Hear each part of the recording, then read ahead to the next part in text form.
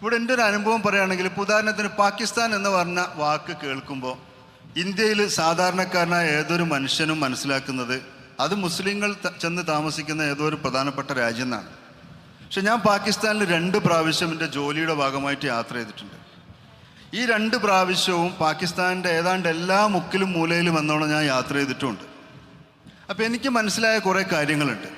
ഇപ്പോൾ ഉദാഹരണം പറയുകയാണെങ്കിൽ, ഇപ്പോൾ ഇന്ത്യയിലെ മുസ്ലിങ്ങൾക്ക് പ്രധാനപ്പെട്ട ഒരു സ്ഥലം എന്നതിനേക്കാൾ ഉപരി ഇന്ത്യയിലെ സിഖുകാരെ സംബന്ധിച്ചിടത്തോളവും ഒരുപക്ഷെ ഇന്ത്യയിലെ ഹിന്ദുക്കളെ സംബന്ധിച്ചിടത്തോളം വളരെ പ്രധാനപ്പെട്ട ഒരു രാജ്യമാണ് പാകിസ്ഥാൻ. ഇതെന്തുകൊണ്ടെന്ന് ഞാൻ പറയാം.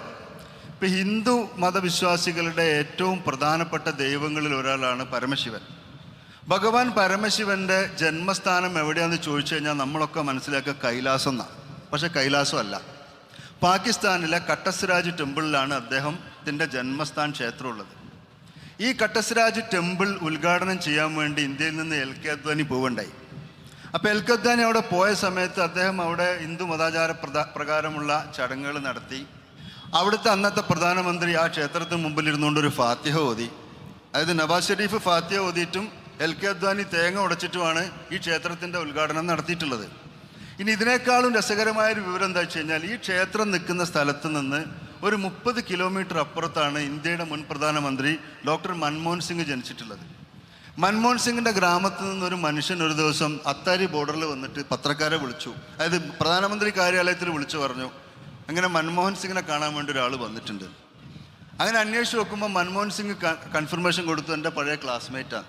അപ്പം അദ്ദേഹം ആ ഗ്രാമത്തിലെ മണ്ണും ആ ഗ്രാമത്തിൽ നെയ്ത ഒരു സിൽക്ക് വസ്ത്രവും കൊണ്ടാണ് അവിടെ എത്തിയിട്ടുള്ളത്. അപ്പോൾ അദ്ദേഹത്തോട് ചോദിച്ചു, കണ്ടു കഴിഞ്ഞാൽ നിങ്ങൾ എന്താ ചെയ്യുക? ഞാൻ കെട്ടിപ്പിടിച്ച് കരയും, അല്ലാണ്ട് എന്താക്കാനാണ്? ഇന്ന് ഈ 2 രാജ്യങ്ങളുടെ അവസ്ഥയിൽ വേറെ എന്താ എനിക്ക് ചെയ്യാൻ പറ്റുക? ഈ കുറേ യാഥാർത്ഥ്യങ്ങളുണ്ടല്ലോ. ഇപ്പോൾ ഹിന്ദുക്കളെ സംബന്ധിച്ചിടത്തോളം തക്ഷശില, നളന്ദ തക്ഷശില, അതുപോലെ ശാരദ വിദ്യാപീഠം, ഈ പറഞ്ഞ കട്ടസ്രാജ് ടെമ്പിൾ, അങ്ങനെ പ്രധാനപ്പെട്ട നിരവധി ക്ഷേത്രങ്ങൾ നിലനിൽക്കുന്ന ഒരു രാജ്യമാണ് പാകിസ്ഥാൻ. അതുപോലെ താർപാർക്കർ എന്ന് പറയുന്ന ഒരു ജില്ല തന്നെ പാകിസ്ഥാനിലുണ്ട്. ആ ജില്ലയിൽ ബാങ്ക് കൊടുക്കുന്ന സമയത്ത് ഹിന്ദുക്കൾ പള്ളിമണി മുഴക്കൂല. ഹിന്ദുക്കളുടെ ആഘോഷങ്ങളോ ഉത്സവവേളകളോ നടക്കുമ്പോൾ മുസ്ലിങ്ങളും തിരിച്ചൊന്നും ചെയ്യൂല. പശുവിൻ്റെ ഇറച്ചി ആ താർപാർക്കർ ജില്ലയിൽ എവിടെയും വിൽക്കൂല.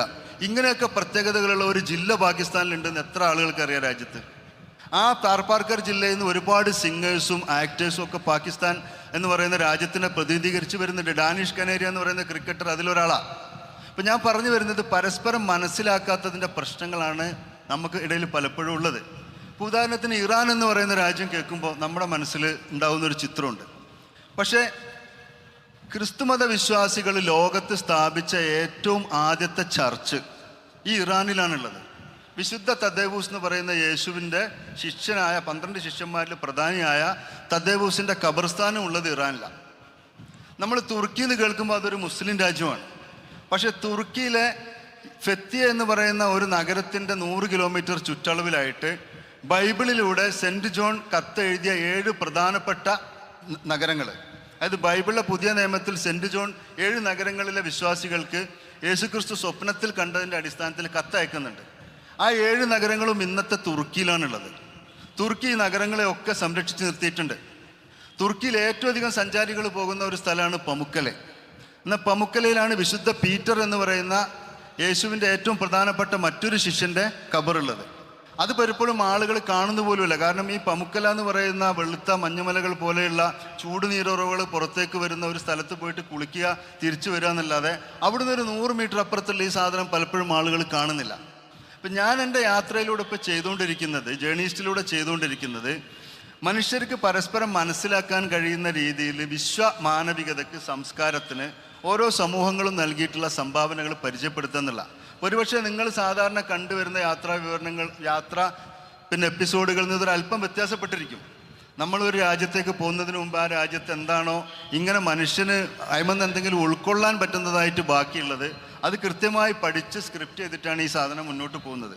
അപ്പോൾ ഒരു അർത്ഥത്തിൽ പറഞ്ഞു കഴിഞ്ഞാൽ പത്രപ്രവർത്തനത്തിൻ്റെ അല്ലെങ്കിൽ ഡോക്യുമെൻ്ററി മേക്കിങ്ങിൻ്റെ വേറൊരു മാതൃക മാത്രമാണ്.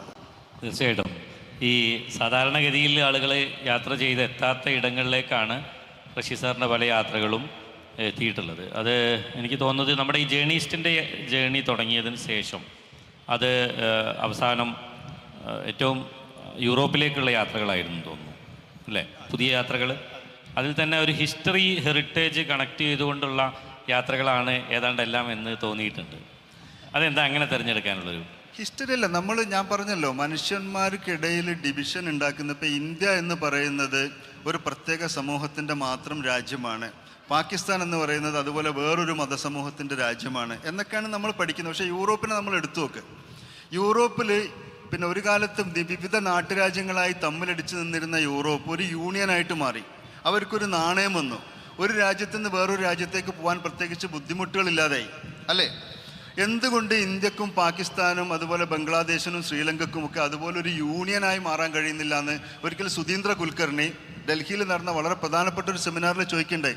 സുധീന്ദ്ര കുൽക്കർണി എന്ന് പറഞ്ഞാൽ വാജ്പേയിയുടെ അഡ്വൈസറായിരുന്ന ഒരു വളരെ ഉന്നതമായ ചിന്തയും കാഴ്ചപ്പാടുള്ള വാജ്പേയിയുടെ ബസ് യാത്രയ്ക്ക് പിറകിൽ പ്രവർത്തിച്ച ബുദ്ധികേന്ദ്രം അദ്ദേഹമായിരുന്നു.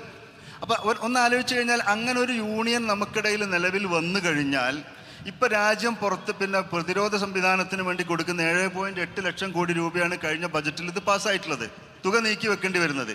ഈ തുക അതിൻ്റെ എത്രയോ തുച്ഛമായൊരു ശതമാനമാണ് വിദ്യാഭ്യാസ മേഖലയിലും ആരോഗ്യ മേഖലയിലും ഒക്കെ ഇന്ത്യ ഇപ്പോൾ ചെലവഴിച്ചുകൊണ്ടിരിക്കുന്നത്.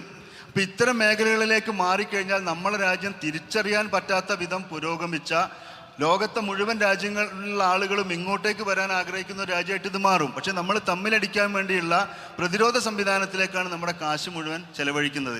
നേരത്തെ കഴിഞ്ഞ സെമിനാറിലൂടെ പറയേണ്ടായി എന്തുകൊണ്ട് ഈ പ്രതിരോധ സംവിധാനം ഇത്രമാത്രം പ്രധാനപ്പെട്ടതായി മാറുന്നു, ലോകരാജ്യങ്ങൾക്കിടയിൽ എങ്ങനെയാണ് ഈ ഇത്തരത്തിലുള്ള ലഹളകൾ അല്ലെങ്കിൽ ഡീസ്റ്റബിലൈസേഷൻ പ്രോഗ്രാമുകൾ വലിയ രാജ്യങ്ങൾ നടത്തിക്കൊണ്ടിരിക്കുന്നതൊക്കെ കഴിഞ്ഞ സെമിനാറിലൂടെ പറയേണ്ടായി.